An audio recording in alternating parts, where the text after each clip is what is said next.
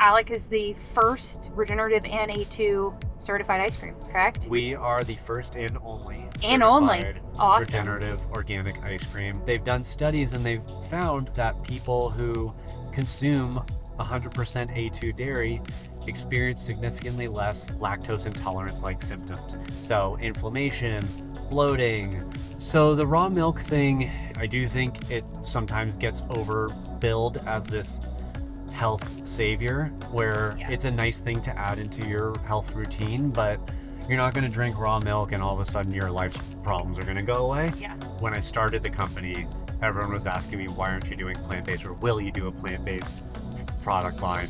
And I had to have a really hard stance of, no, I believe in better quality dairy and the importance of it and the impacts of it. If consumers are demanding this stuff, if they're demanding organic, grass-fed, pasture-raised, regenerative A2 dairy, seeing the real shifts that are happening in consumer demands and consumer just like psychology and awareness around our food, I think is setting the stage. You have a product that I think you guys call yourself the happy ambassadors of what is it? The happy ambassadors. Happy ambassadors of the regenerative movement, but it's so joyful. All this stuff that we've been talking about. If you don't care about any of it and you just want a great tasting ice cream, we can deliver that for you. And without you even knowing it, you're going to be supporting regenerative agriculture and regenerative farmers and growing A2 dairy and doing something better for yourself, even if you're not trying to.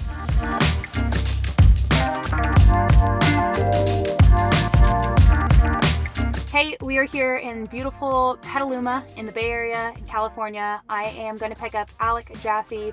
He's the founder and CEO of Alec's Ice Cream. They are the first regenerative and A2 dairy ice cream, incredibly high quality product. We're going to talk about regenerative ag. We're going to talk about the supply chain, dairy having its moment right now. What is A2 dairy? Of course, the American food supply and so much more. So enjoy.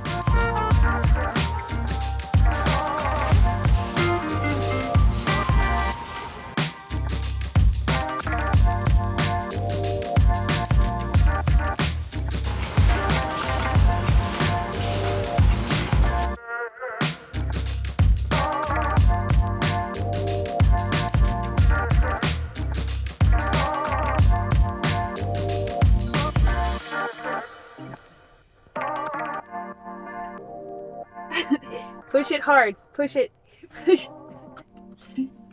There we go.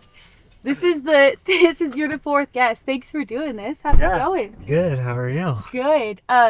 The Tesla door opening. Yes. I think we're gonna have to we're gonna have to cut like a what do they call it? Like not a spoof. The bloopers. The bloopers of people just trying to get into the car. Everyone trying to get into the car. Well, this is fun. Yeah. Petaluma. Yes, it's welcome. Beautiful. Yeah, this is really cool. Yeah. And had you spent any time up here before? No. Really? I'd never heard of Petaluma. Really? Or moving up here. We'll get into the origin story, but just kind of talking this local area, I was noticing today, and then I remembered, I've seen the brand and bought it before. There's Clover, is it? Yep. And that's another big dairy company? Mm-hmm. And are they in Sonoma? They're in Petaluma. They're in Petaluma, but they brand it as Sonoma? Yeah, Clover, Sonoma. So is it Sonoma County or? Correct. Okay, cool. Petaluma has a lot of really rich history in agriculture with dairy and eggs as well. So that's what I wanted to talk about, because I was like, it's not a coincidence that you would have multiple dairy companies. What is the history? Is it just the dairy farms up here? Yeah, dairy farms and egg farms as well. I think the city branded itself as the egg basket of the world for a little bit back in the day. Like Gilroy with garlic? Exactly. That kind of thing? Well, so there's a river in Petaluma. Actually, our factory butts up against the river. Yeah. And ships would go down that river, sail into because the river connects to the San Francisco Bay. Yeah.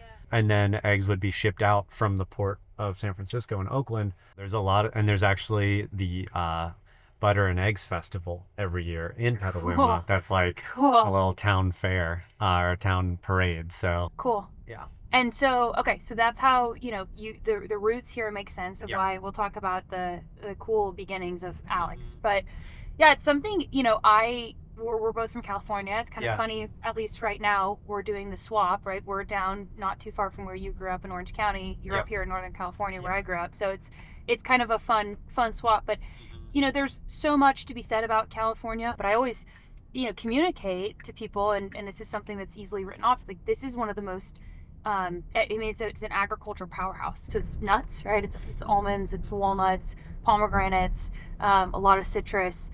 And then, yeah, dairy here. It's just really interesting. It's like, Yeah. this is the kind of stuff that it doesn't get, I don't think, as much credit as it deserves, especially when people think about California. Well, California is actually the largest producer of organic dairy in the country. Wow. So when you think about, a lot of times people ask me, why are you based in California? Yeah. Well, proximity to supply Right. is huge in dairy. And there's, I think, the best quality dairy in that we can get is in Northern California up through like Oregon Yeah. and probably Southern Washington. And so like there's when you're looking at using the best ingredients, there I don't think it's really a much better place to be Yeah. than where we're at. Where else? I mean, you clearly have like Wisconsin, right? Wisconsin, Pennsylvania Yep. as well. You have a lot of the like small family dairies in that like Pennsylvania, upstate New York, Yep. New England area. This is something that I think, and we should talk about this because I think it's a huge part of how we kind of fix the food system going forward is logistically, what do you think from a supply chain standpoint and like quality of product? Mm-hmm. Do you think that there is any quality difference of having the dairy closer to where you're actually producing it and using it, or is it just like purely environmental impact? It's much better. Honestly, I think more of what matters, I think like the whole local concept is more nuanced as far as the benefits of local than just saying it's local so it's good, because it can be a local farm that is a conventional feedlot, really bad farm. Yeah, I don't want to say bad farm, but like doing practices that aren't like necessarily what we're trying to do. I really think it's about supporting farmers trying to move in a way that is using farming in, I guess, coordination with the land and the Yep. ecosystem that they're in Yep. to create these positive regenerative outcomes. We can get into regenerative agriculture, but I really think that's the most important thing. And I'm not the best person to speak on this from like a transportation efficiency, but transportation has actually gotten so efficient Yeah. that a lot of data is starting to show is that the on-farm impacts are much more impactful than the off-farm. That's a good point. And even like you're looking at, we saw him driving up I-5 a couple of days ago. You're seeing like all the Tesla trucks now hitting the road, the semis. Yeah. So I do think that there's going to be a lot more innovation in that too as we go. So backing up, right? Yeah. So Alec is the first regenerative and A2 certified ice cream, correct? We are the first and only Awesome. regenerative organic ice cream. Both our dairy and our cane sugar are coming from third-party certified, audited, verified sources. We're using other ingredients like coffee, maple syrup, bananas, almonds that are coming from these third-party certified regenerative organic farms. What is regenerative farming for someone who's never heard of it? I look at it as a way of farming in a way that actively repairs the planet.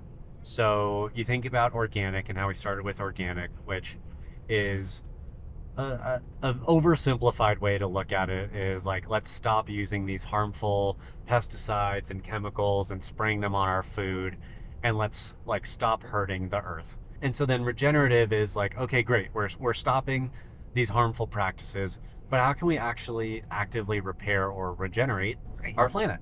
And so it's doing these different farming systems and methods, one of them being incorporating livestock or grazing animals. You can think of them as like nature's lawnmowers and lawn care providers, and creating positive outcomes like carbon sequestration, which means we're pulling carbon out of the air and storing it in the soil, creating healthy, biodiverse soil. You actually, and this is a huge one, you create more nutrient dense food. Yep. So the dairy that's coming from regenerative farms are actually more nutrient dense than dairy coming from conventionally farmed sources. And this is so interesting. We were just doing a little ice cream tasting and talking about this. We personally in our house just started, buying A2 dairy milk. I guess we're late to the party, but man, the taste and the quality is so different. Yeah. And I think that that's something that the kind of population in America is waking up. A lot of information is being shared, good information around things like regenerative farming and things like A2 dairy. And also, if you're going to eat meat, right, eating high quality meat. And to your point, the nutrient density of this food is really medicinal for the body, right? And that's the key here. It's like this whole, we've talked about this, and it was very fringe, kind of kooky for a while, but this whole idea of food as medicine is now, I think, becoming totally mainstream. And for those that don't understand, if you're not farming regeneratively, it's kind of impossible to have that high quality of a start, right? Would you agree with that? I don't know if I would say it's impossible, but I think having the regenerative systems built into what you're doing allows you to create that foundation for your farm, to create that healthy soil, healthy grass, live on that soil. Speaking for dairy specifically, healthy grass on that soil, then that the cows are then eating that healthy grass, and you're also maintaining that healthy grass over time, so allowing it to really get deep rooted in the soil. And then what that leads to milk that has healthier fats in it, that has higher levels of those healthy fats, those omega fats, CLAs, and you're really drinking what is like a natural superfood. Yeah.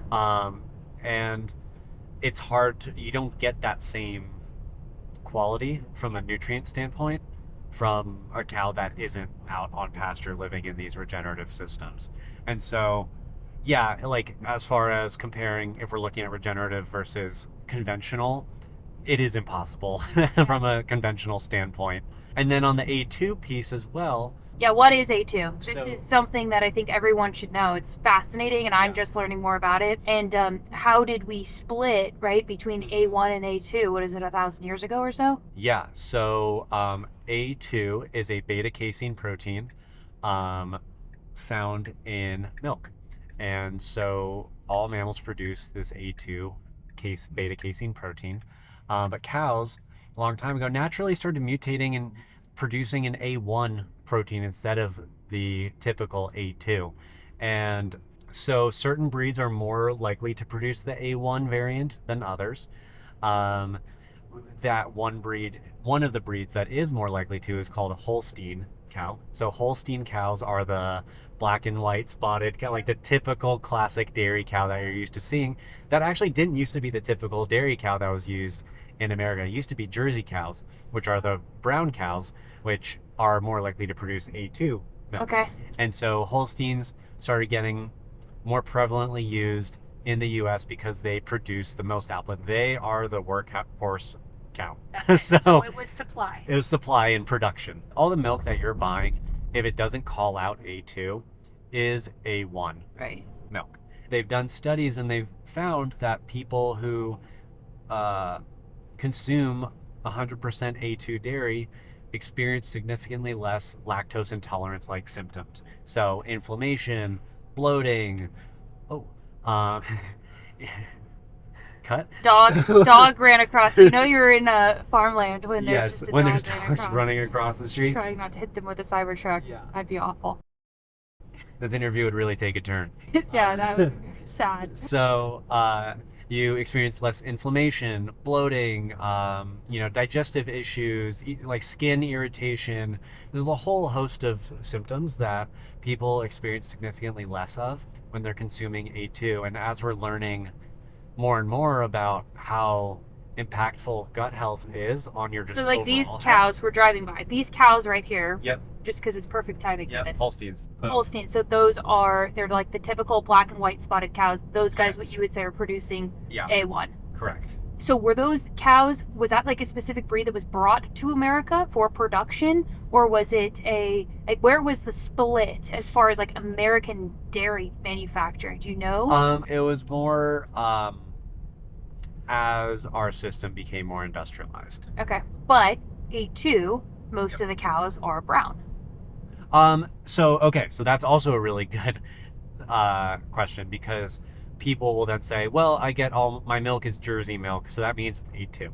That's not inherently true. Okay. Like Jerseys can also have A1 genetics. It's just much less frequent. What you really have to do is lab testing, which you can do with like a hair sample from the cow. Yeah. And test if their DNA is A1 or A2. It's just like if you're born with blonde hair or brown hair. Yeah. It's purely a genetic thing. They're not doing any modifications to the cow. This brings up such an interesting question, right? Because we'll talk about this in a minute, but like dairy's totally having a moment in the media and social media, food supply, talking about all these different trends. We'll get into some of those in just a minute. But just speaking directly to A2, this genetic testing, it's a certain type of cow. We're going to talk about pricing. I'm really curious to get your perspective of all of these things when it comes to accessibility. Is A2 scalable?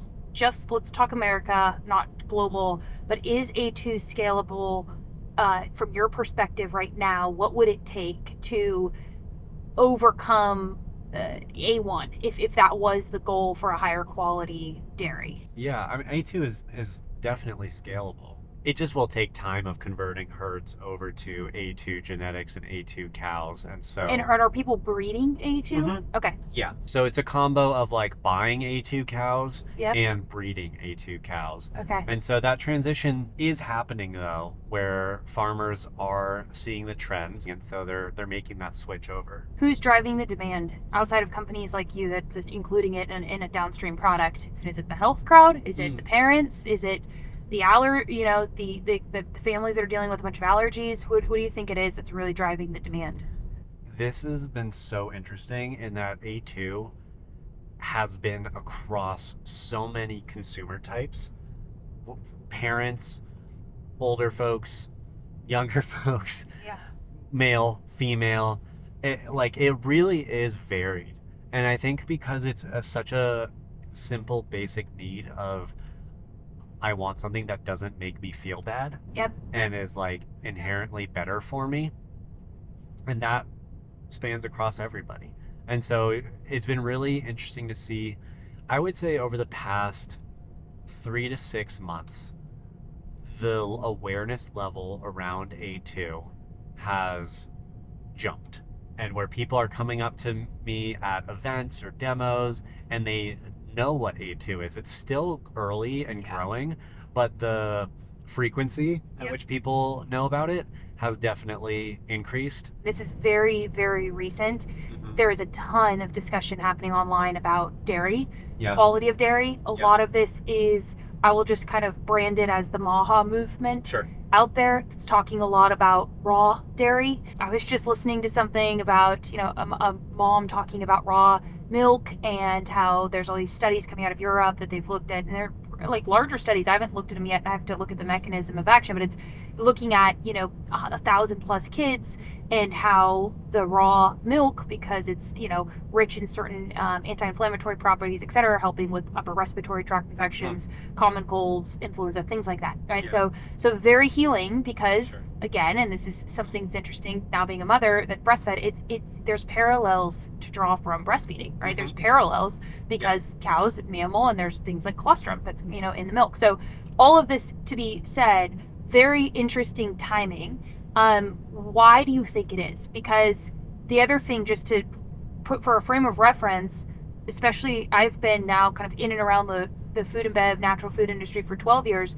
The rage was everything plant-based, right? And it was all almond, everything, oat, everything. And now we're taking another turn here. And I'm curious on your perspective. Why now? When I started the company, everyone was asking me, why aren't you doing plant-based, or will you do a plant-based product line? And I had to have a really hard stance of, no, I believe in better quality dairy and the importance of it and the impacts of it.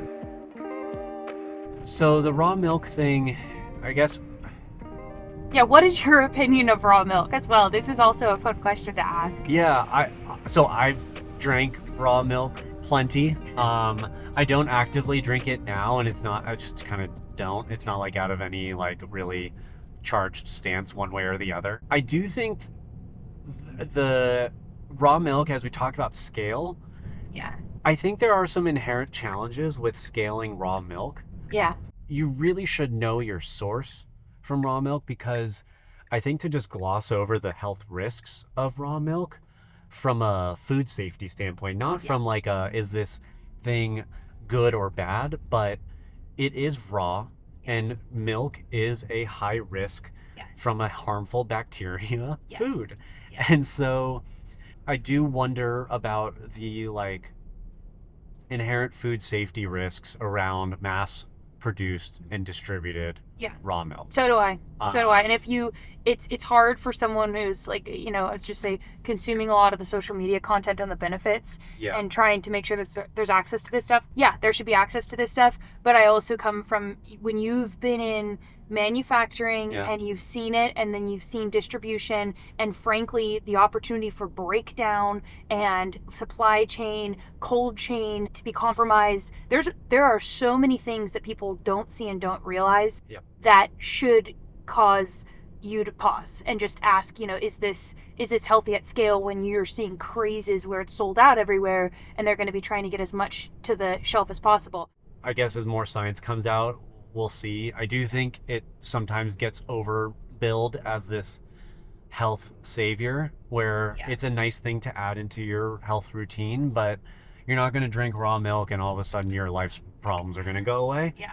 Also, just what we were just talking about of the on-farm practices, you can get raw milk from these conventional feedlot farms. Yeah. And so is the raw milk, if it's A1 milk from a industrial farm, but it's raw, Even good. or would you rather have low temp, vat pasteurized, regenerative A2 dairy that is pasteurized, but at a low temperature and helps maintain some of the healthy bacteria and enzymes? This is the part that, consumers, I think, are becoming more aware of, but it's really important to hit this because there is a lot of communication around health foods that are just not healthy. And Yeah. so you see this even like with the gluten-free movement, or some of these kind of, you throw a label on it, a paleo, Yeah. whatever it is. I'm not calling one out or another, but you see this and it is branded and labeled as a health food, and it's just full of things that just aren't great for you. Yeah. It's true. It's true. And that's a really good point to bring up about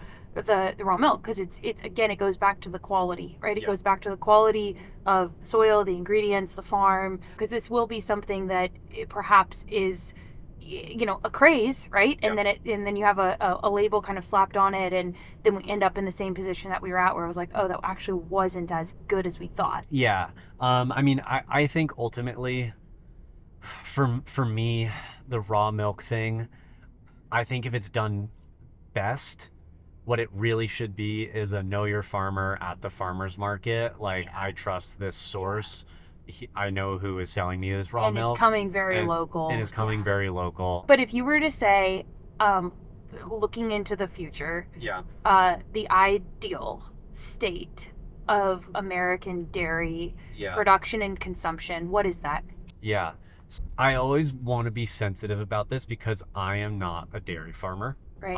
And so for me to speak on like how dairy farmers should farm, Yeah. I want to always be like mindful of like, I'm not the one out there actually doing the work. But ideally, in my idealized world, I think it's farms that are transitioning and practicing regenerative agriculture, getting cows out on pasture, eating grass with A2 milk, and farming organically. And I think like working towards that goal is a goal that I feel universally is worthwhile, and beneficial for all members of the system. I think the big thing is, how do we, the people on the side of regenerative and organic and A2, how do you open up your arms to welcome in people who are not currently doing that. Yep. And in a way that is showing them the benefits of it, showing them how this can help them, one, make more money as a farmer, create a more profitable farm, have lower input costs, so not be as reliant on maybe contracts with pesticide companies or other types of companies. And yeah, create a better life for themselves and the farmers, and create a really high quality product. And we're seeing that, right? I mean, there's definitely the demand. There is this whole, pushback that there's one camp of people working on this from a drug side of things. Like yesterday, I went to the JP Morgan Healthcare Conference, listening to all the pharma companies, drug companies, very fixated on how do we fix this through drugs, which will be a solution for some. And I think it should be a solution for some, to be clear. And then there's the, trying to get to the core of the problem, which is fixing it through food. Yep. And the pushback will be that it's not going to be accessible from a price perspective. Is this realistic? When you look at a average American household that does want to consume dairy, is it realistic in the future to get the price to where it needs to be? Yes, it is. Ultimately, it is. We are still in the early stages of it. And so things are going to be more expensive right now because we are subscale from a output standpoint.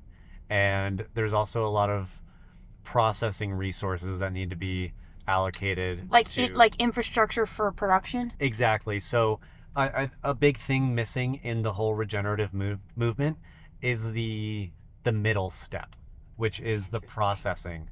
So how can you create a factory or a creamery that's able to process the regenerative dairy, and then turn it into, not even just like put it in packaging to sell to the grocery store, but to process the raw milk into the cream and the skim milk that we use for our components. Yep. And then we can process it into that finished product that we sell to consumers.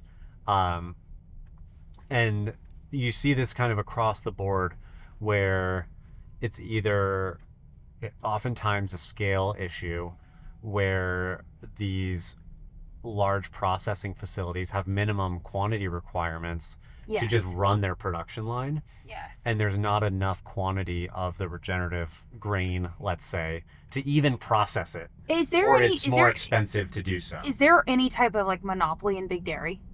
Or is it pretty decentralized? Like, because this is such an interesting thing. I mean, when you're trying, if you wanted to start a new company, Sure. that was trying to do this, to your point of the minimum order quantities and kind of the hoops to jump through. There are large companies, sure, but I wouldn't go so far as to say there's like a monopolistic. So there's power plenty of between the organic guys and okay.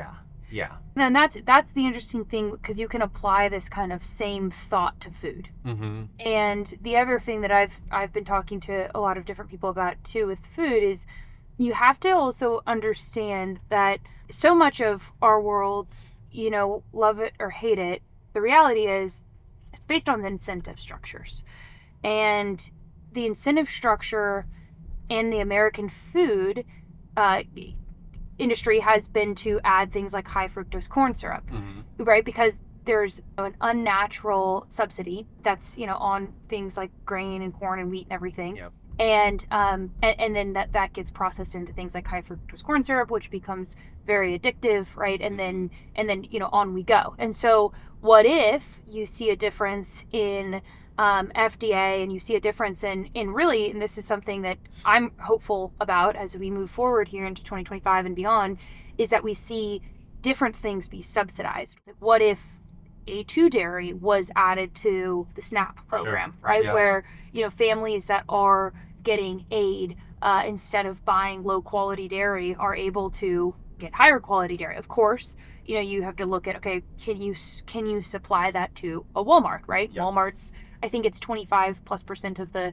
SNAP purchases happen at a place like Walmart. That's why I use it as that example. But like that, to me, is how we switch some of these things around. And again, you have to get there with scale. You have to get there with the pricing, which is difficult. So there's a lot of nuance to it. I'm not saying there isn't, but what if instead of giving a child a very sugary juice at breakfast and lunch through school programs, again, that's 28 million children that are on these programs every single year, and a lot in California. It's over half of Californian children. What if they had a high quality dairy? Stuff like that, I think, is actually more possible than not. But yeah, I think that's how, when the practical, okay, what kind of change can you see? It's that stuff. Right, and that the costs can come down. Exactly. Because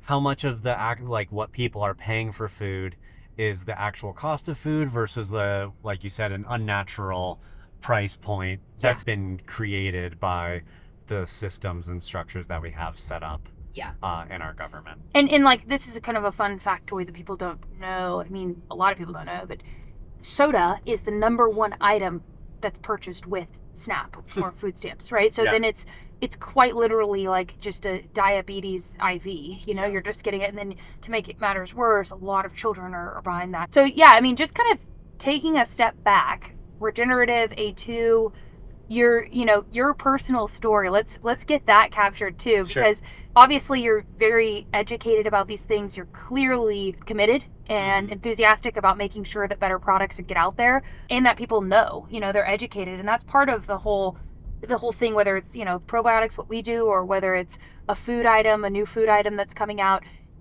So much of what we all do as companies and brands is educate. So you're clearly doing that and you're enthusiastic about it. But how did this all start? Yeah, so I've been making ice cream since I was a little kid. Taught myself how to make ice cream in elementary school for a class project where we had to make something at home and bring it into class to present how we taught ourselves how to make this thing. And I decided to teach myself how to make ice cream. And so I got a little Cuisinart ice cream maker and taught myself how to make a French custard style ice cream mix, and did it as a random hobby. And fast forward to after college, I'm working in tech, and I recognized there wasn't an ice cream that really met what I was looking for. And partly is my background around sustainability. So my aunt and uncle have this dry farmed, organic, sustainable vineyard in Santa Barbara County, in Cuyama Valley. So I grew up going there every year for Thanksgiving, for family reunions, and we all got to plant our own olive trees and do all these things, and are learning about and being directly exposed to sustainable agriculture. I never thought that I'd be getting into sustainable ag with my with my career growing up, but I felt like ice cream was a really fun way to create a product that everyone loves and is a really lighthearted, fun product, and use it to help create change and highlight these really important things like sustainable agriculture. Started working on recipes at home in my kitchen for friends and family. People really loved it and ended up being like, okay, I'm going to try to turn this into a business. Started looking for a co-packer to work with us. We ran into a lot of different issues with that because of the dairy requirements that we had. And so we ended up finding this shut down ice cream factory in Sonoma County, and we moved in there January of 2020. Little did we know the world was about to change pretty dramatically in a couple months. And we've been making ice cream from there ever since. That's awesome. Yeah. Okay, so when you started, did you start with the goal, or were you manufacturing at the beginning all A2? So we started with organic pasture-raised dairy from local farms. Cool. And then we got introduced to Alexander Family Farm, and we saw they were doing A2 and regenerative farming, and it just felt like such an awesome way to create this product that now is not only better for the planet, but also better for you with the dairy that we're using. And people can enjoy ice cream again without hurting their stomach. And so we transitioned over to that in 2021, end of 21, early 2022.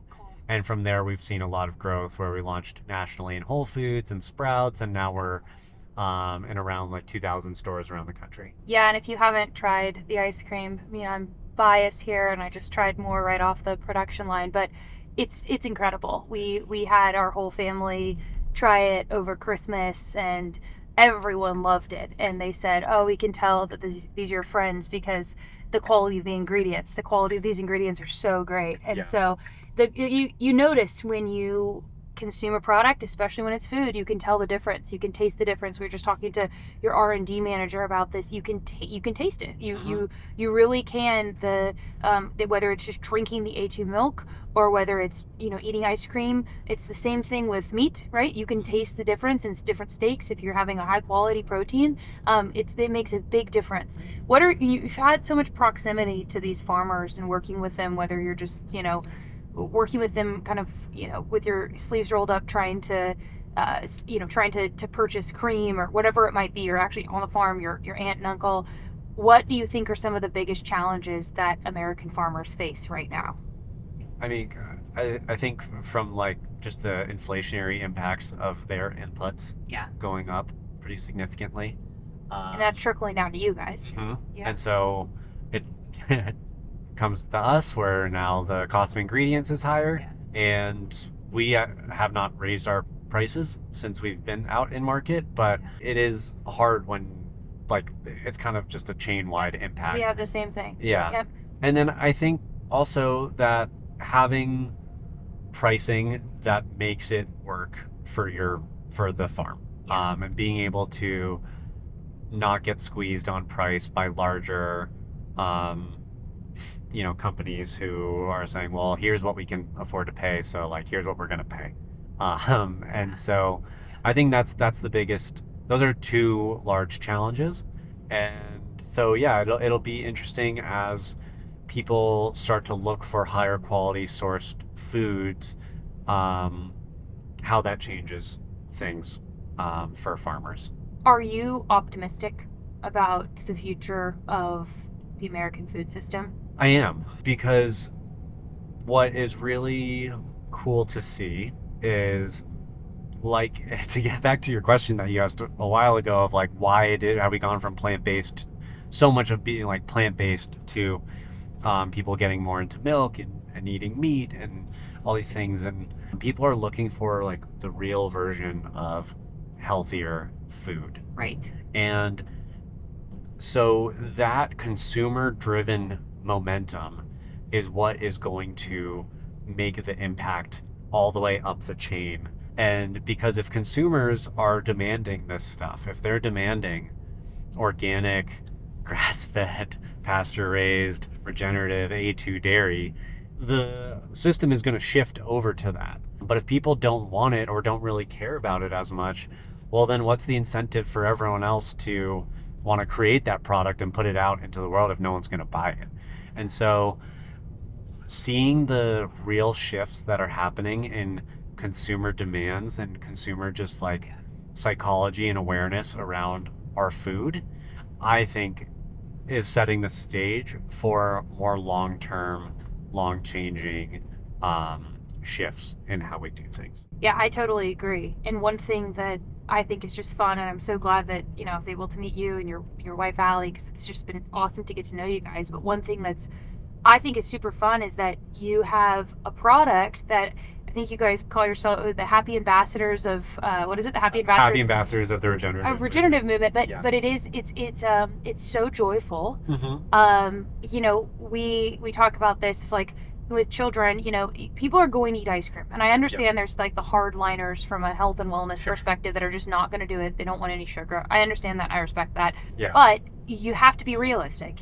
You have to look at the food supply in general. And I would love to see Alex on someone's or in someone's freezer versus Ben and Jerry's for a million reasons, but mainly for the reason of quality, right? And so how do you use something that is so fun and delicious and joyful to be almost the tip of the iceberg? I look at you guys as like, you guys are the fun, joyful kind of tip of the iceberg to have these conversations, to have, I think, mothers specifically, I'm biased because that's kind of the lens that I see things through right now, but you have kind of the purchasers of the household that's sharing this ice cream with other people, learn about A2, and then share it with others. So how do you guys look at innovation? And I know you guys are coming out with just epic innovation in 2025. The most important thing is creating these really amazing tasting flavors and using the best ingredients possible. So I think a great example of that is our Palm Springs banana chocolate date shake flavor. And so that is a banana date ice cream with a cinnamon date swirl and chocolate chips in it. It's classic. If you've ever done that drive in California, you know the date shakes. Yes, this is our like crazy Alex ice cream version of the Palm Springs date shake. Awesome. And so we use banana puree that comes from like a group of around 1,200 small family farms in Central America and Nicaragua that are doing regenerative farming. It's regenerative organic certified bananas. And we use that banana puree to flavor the ice cream versus like an artificial banana flavoring that tastes like the, like the Laffy Taffy banana flavor. Yeah. Our banana ice cream tastes completely different. Yeah, there's no food coloring. It's all the natural banana color. And you can taste that difference. Yes. And so I think it's really about how can we use our positioning to create these really fun flavors out of it, using all these really amazing ingredients. And so that's really what we're trying to do. And then that opens up a story and an invitation for people to learn more about regenerative, to learn more about A2. Hey, I'm eating this ice cream and I actually feel great afterwards, and I don't feel bad like I normally do after I eat ice cream. Well, why is that? Even the sugar, so we haven't really done a lot of talking about this, but the cane sugar that we use is one, regenerative organic certified, but it's actually unrefined cane sugar. Yeah. And so most people think about cane sugar as a refined sugar. But the supplier that we work with, they don't refine, they are milling the sugar. Obviously, we're not just putting like raw sugarcane stalks into the ice cream, but they crush it and mill it, and then they use a organic vegetable juice to help crystallize the sugar rather than fully bleaching it and creating that white sugar. So the sugar that we get actually has this really nice, beautiful golden brown coloring to it. So let's go back to that point you made, because I think this is something also that's really important to capture around the A2 story. There's a lot of people that are lactose intolerant. Yeah.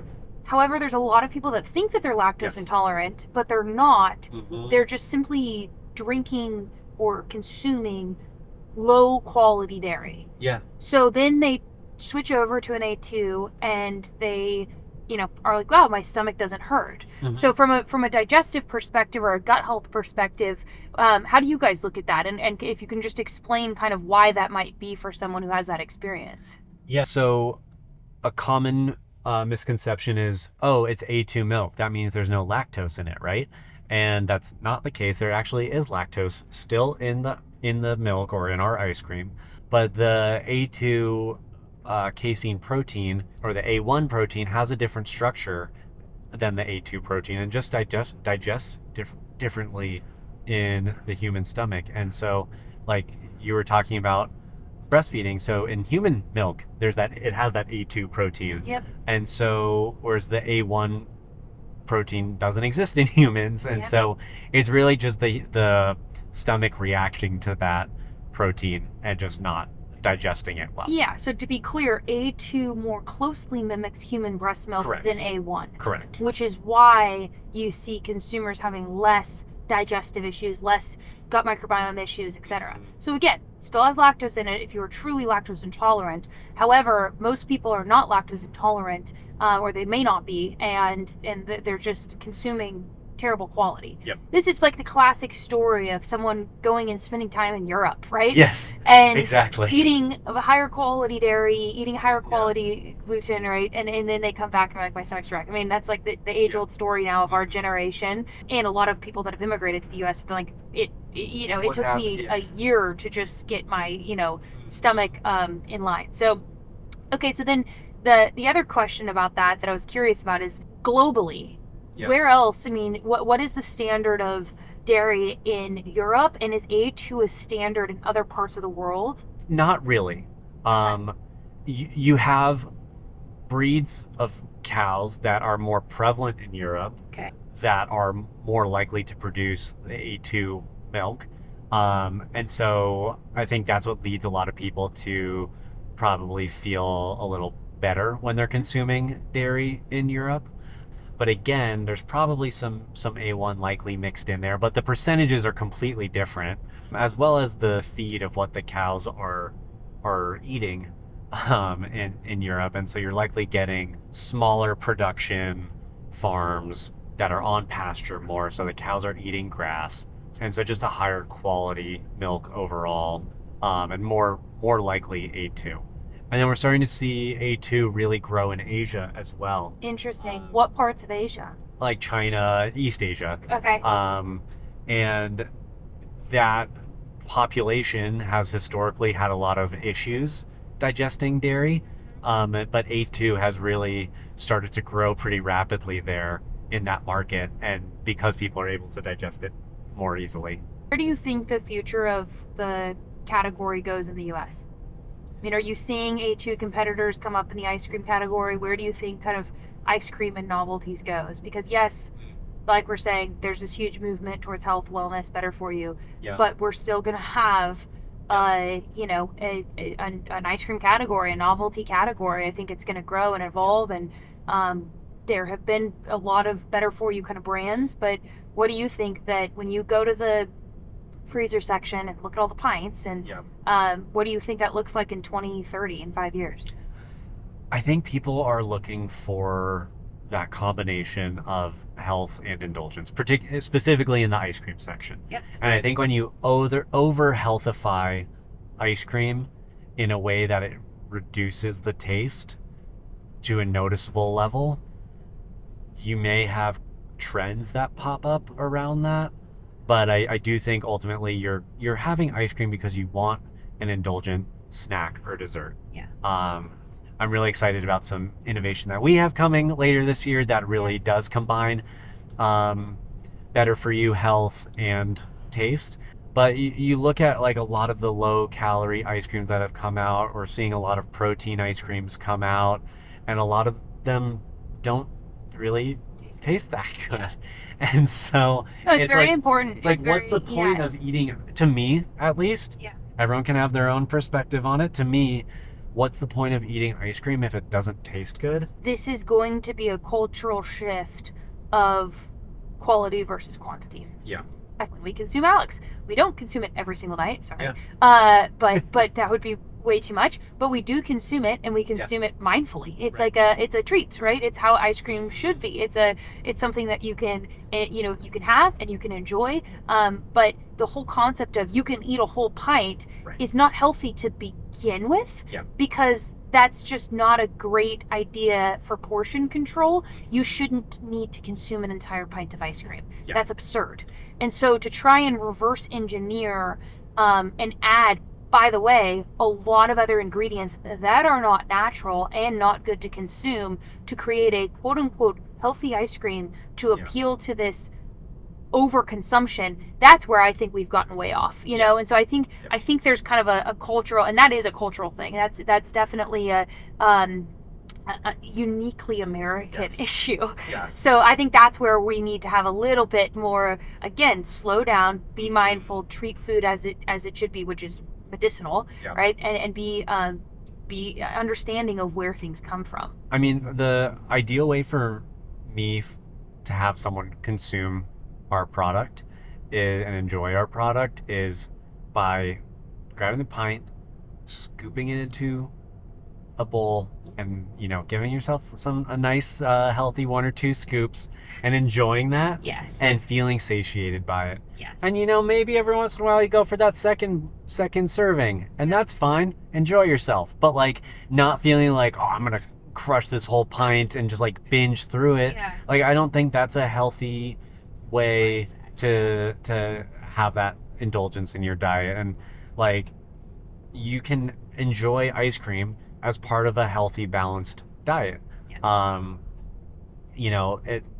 it's how you enjoy it, how you consume it, and how you portion it out, really. Yeah, that's right. What is your top selling SKU, or some of the most popular?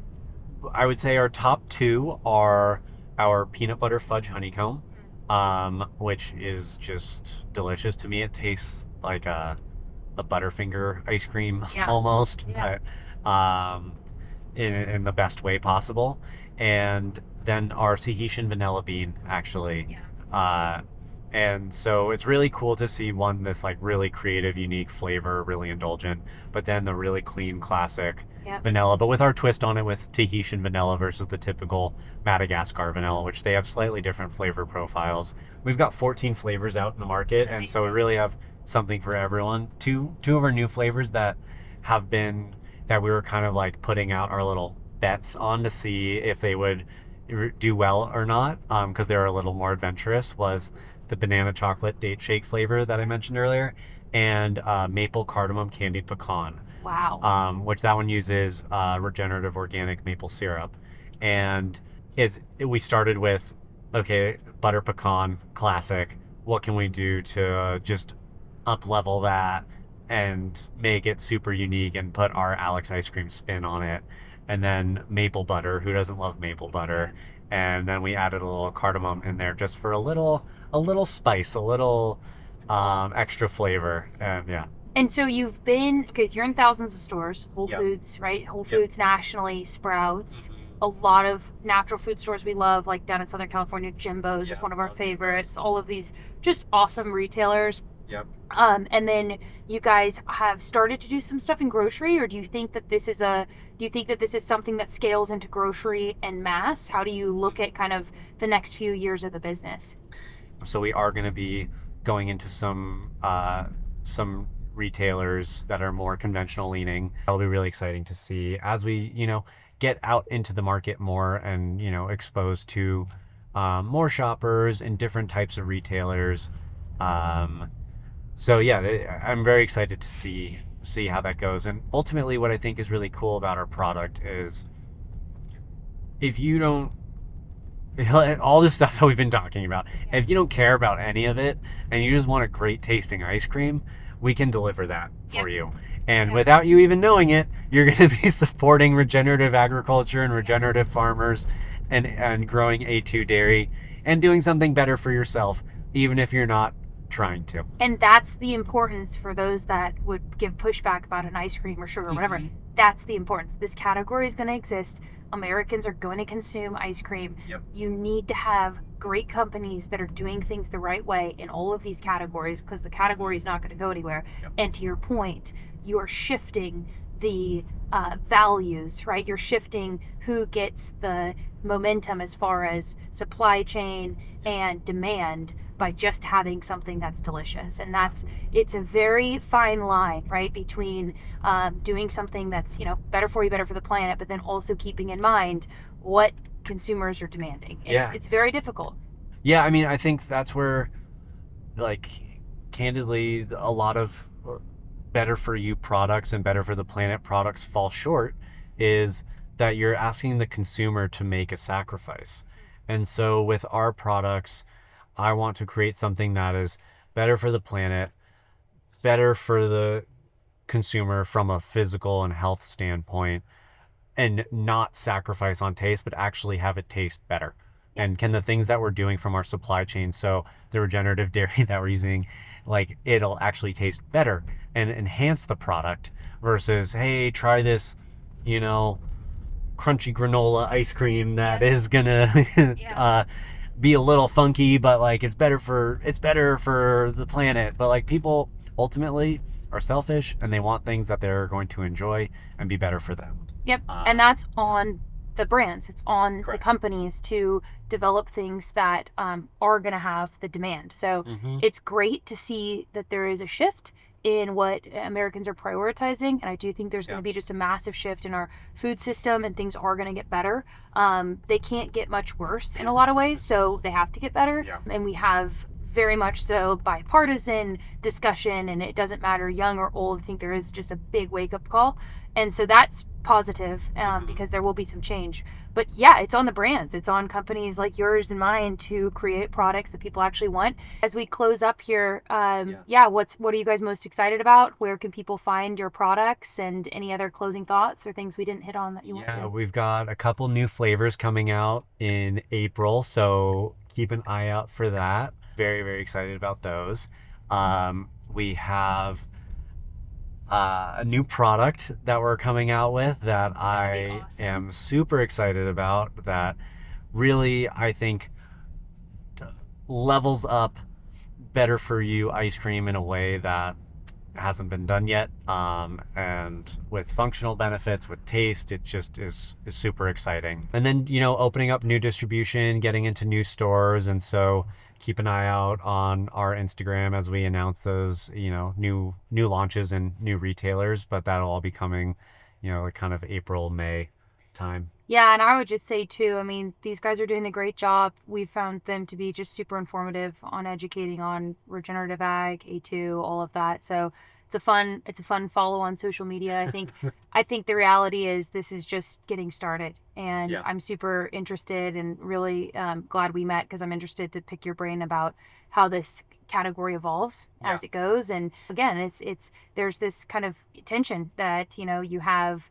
How do you scale quality? And it's Mhm. very hard. It's very Mhm. hard to scale high quality products. So you guys are doing a great job, and the happy ambassadors of the regenerative movement here. Yeah. So I think also being able to make it ourselves, having our own manufacturing yeah, we're facility. pulling up right here to Yeah. their factory. To And shout it's, out our production I'm team. I am super envious. There's some days when you're really envious of those that have factories. We don't currently have a factory, and it's a lot of work. And you guys are doing a great job. I just went through the factory, and it is really cool that you guys can make your own ice cream, can innovate, right? Mhm. Can ensure that there's quality. You can innovate. You're right here, like we were saying at the beginning of the conversation, in the hub of Yes. dairy right here in Yes. Sonoma County. So it's really awesome. Yeah, thank you. Well done, Alec. Thank you. Thank you so much for your time. This has been awesome. Yeah.